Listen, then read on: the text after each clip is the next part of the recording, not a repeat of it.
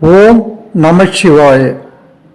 Chennai Yatra tours and travels நடத்தக்கூடிய முக்திநாத் சிறப்பு யாத்திரை 2025. இந்த 2025ஆம் ஆண்டு முக்திநாத் செல்லக்கூடிய சிறப்பு யாத்திரை முக்திநாத், பசுபதிநாத், மணக்கணமா தேவி, நேபாள் மற்றும் திவ்ய தேசங்களில் சிலவற்றை அடங்கிய ஒரு சிறப்பு சுற்றுலா. இந்த யாத்திரையானது 2025ஆம் வருடம் 3 பேட்ச் நடத்த திட்டமிடப்பட்டது. முதல் பேட்ச் ஏப்ரல் 20ஆம் தேதி, 2வது பேட்ச் மே 18ஆம் தேதி, 3வது பேட்ச் செப்டம்பர் 28ஆம் தேதி.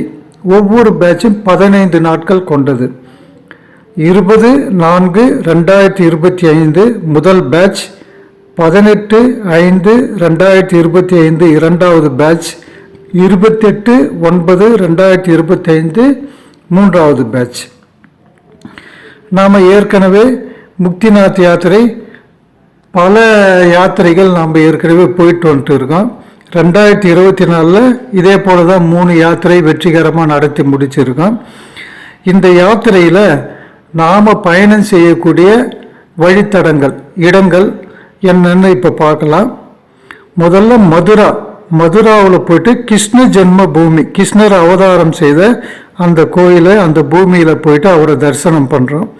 அங்கிருந்து புறப்பட்டு அயோத்திக்கு போயிட்டு ராம ஜென்ம பூமி, ராமர் அவதரித்த குழந்தை ராமர் அயோத்தியில் போயிட்டு தரிசனம் பண்ணிட்டு சரையு நதியில் புனித நீராடிட்டு அங்கே இருக்கக்கூடிய அயோத்தியில் இருக்கக்கூடிய மடங்கள், ராமர் மடங்கள்லாம் பார்த்துட்டு படா ஆஞ்சநேயர், அயோத்தியில் ஒரு நாள் சுற்றுலா டைம் சரியாக இருக்கும். அங்கே பார்க்க வேண்டிய இடங்கள் நிறைய இருக்குது.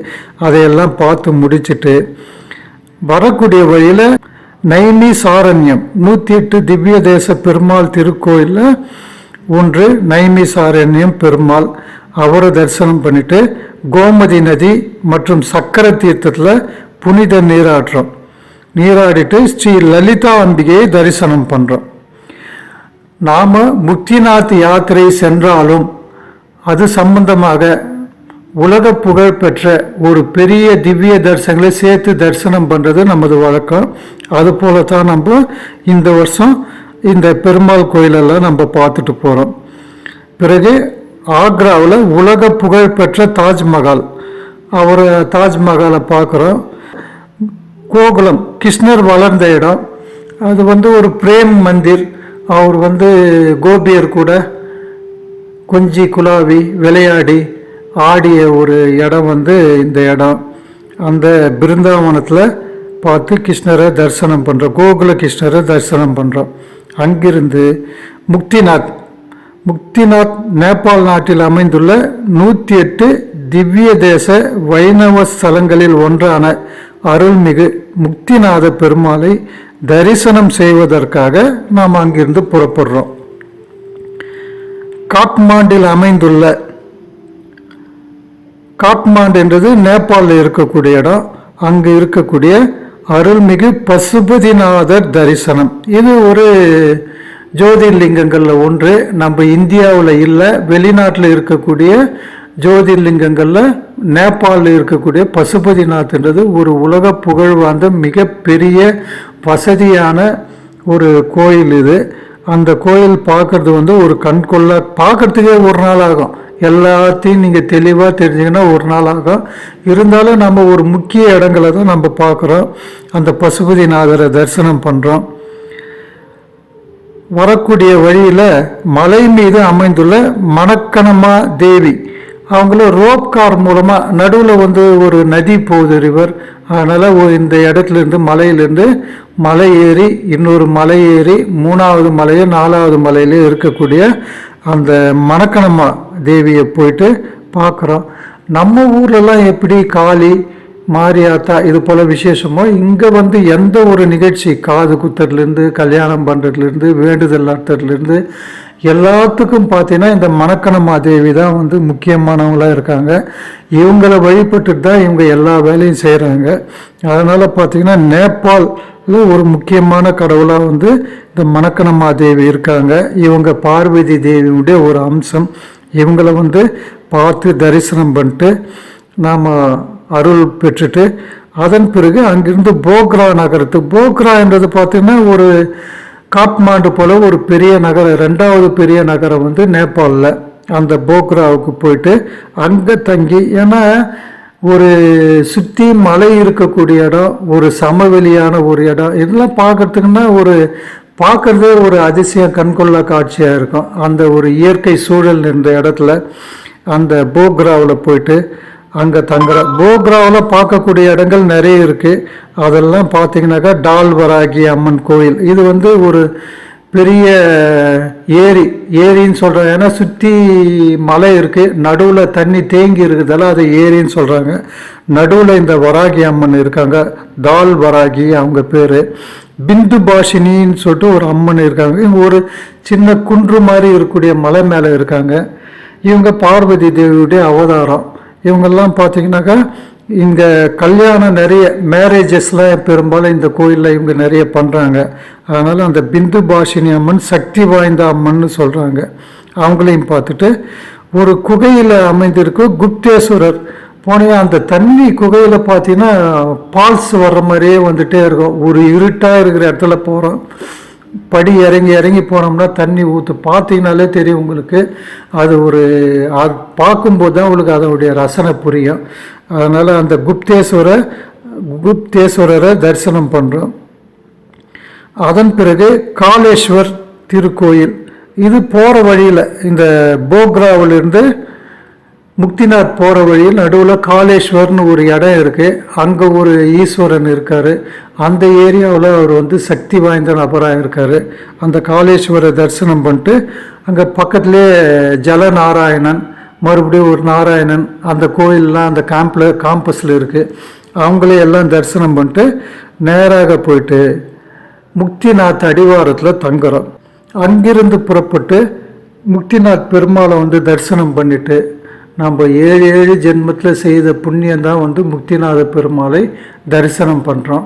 பாவகுண்டம் புண்ணியகுண்டம் 2 நீராடி, பாவகுண்டத்தில் பாவங்களை தொலைக்கிறோம், உப்பு தண்ணி, அது உப்பு கறிக்கும். புண்ணியகுண்டம் நல்லா தித்திப்பாக இருக்க இளநீர் மாதிரி. அந்த புண்ணிய குண்டத்தில் நம்ம நீராடி கடவுள்கிட்ட இருந்து பெறக்கூடிய புண்ணியங்களை பெற்று வர்றதா சொல்கிறாங்க. அது முடிஞ்ச பிறகு முக்திநாத பெருமாளை தரிசனம் பண்ணுறோம். தரிசனம் பண்ணிவிட்டு அது ஒரு கண்கொள்ளா காட்சி. அவ்வளோ உயரமான இடத்துல சுற்றி இருக்கக்கூடிய பனி படர்ந்த இடம், ஜில்லுன்னு இருக்கக்கூடிய இடத்துல ஒரு சொட்டர்லாம் போட்டுட்டு இருக்கக்கூடிய இடத்துல அந்த ஐஸ் வாட்டரில் மூழ்கி எழுந்து, இது ஒரு வித்தியாசமான நிகழ்ச்சி தான். உலகத்தில் எங்கேயுமே இது போல் நிகழ்ச்சி கிடைக்காது. இது ஒரு ஆனந்தமான நிகழ்ச்சின்னு சொல்லலாம்.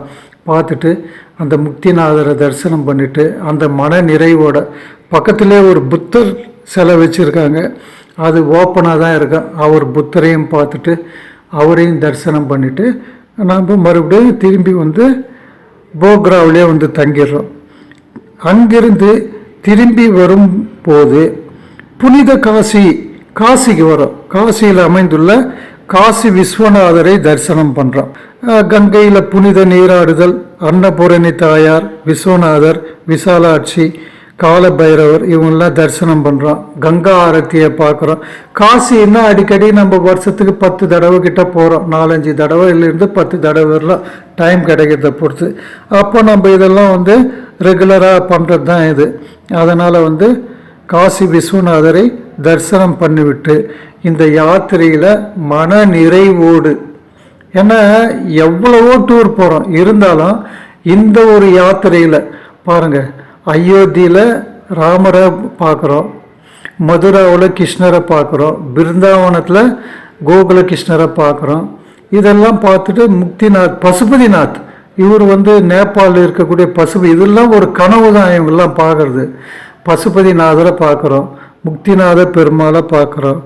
அதே டைமில் மணக்கணமா தேவி, எவ்வளோ ஆன்மீக தரிசனம் பாருங்கள். இவங்க எல்லாரையும் பார்த்துட்டு அதன் பிறகு காசி விஸ்வநாதரையும் தரிசனம் பண்ணுறோம். இது ஒரு பெரிய புண்ணியம், பெரிய பாக்கியம்னு கூட சொல்லலாம். இந்த யாத்திரையில் கலந்துக்கிறது இறைவனை வழிபாடு செய்வது ஒரு பெரிய பாக்கியம், இந்த பிறவியில் செய்த ஒரு புண்ணியம்னு கூட சொல்லலாம்.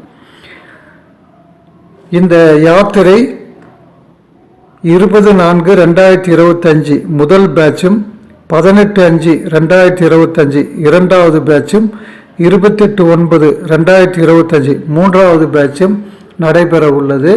ஒவ்வொரு பேட்சும் 15 நாட்கள் கொண்டது.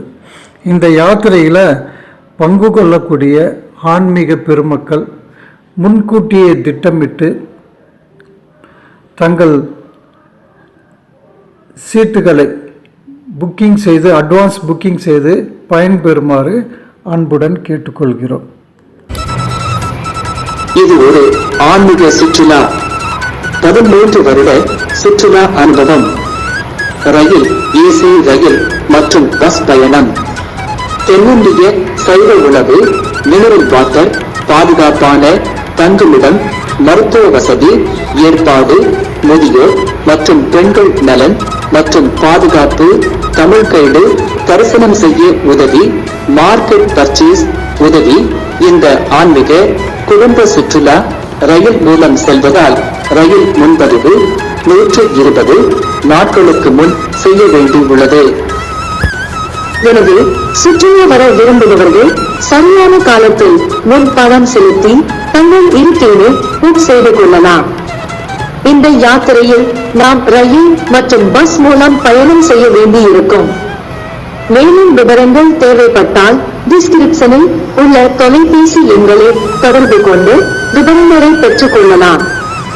இந்த பயணத்தின் மூலமாக எல்லா வளமும் பெற்று வாழ்வாங்கு வாழ எம்பெருமான் ஈசன் திருவருள் கிட்டும் என்பது உறுதி.